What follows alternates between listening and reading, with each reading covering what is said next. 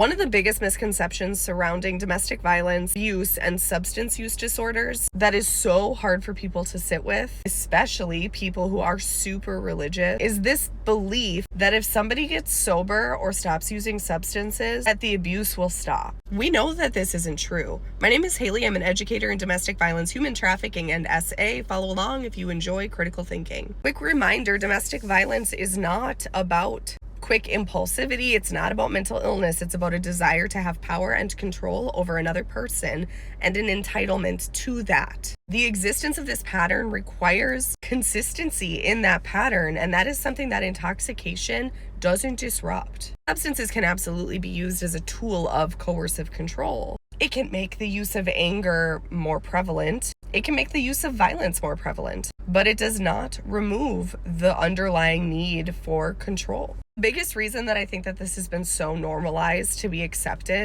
is because abusers use it as an excuse for why abuse has occurred. Psychological and emotional abuse, gaslighting somebody, degrading somebody, humiliating somebody, threatening somebody, are cognitive and they are strategic. Moving the substances does not change that underlying belief system. Some types of abuse actually increase when somebody gets sober or stops using substances. The core belief that somebody is entitled to the power and control dynamic over another person is fed and substantiated, that's not the word I meant, but whatever, by the patriarchy. All things that very religious institutions will protect. It's not a symptom of addiction. All of these things are driven by beliefs about gender, ownership, especially in the subjugation of women. Shame, rigid gender roles, and the need for dominance predate substance use. Genuine change requires accountability and going back in time to unravel and unlearn those behaviors. It requires a thoughtful, mindful deconstruction of those beliefs. That is very, very hard to sustain while somebody is still ingrained, that's also not the word I meant, in the patriarchy.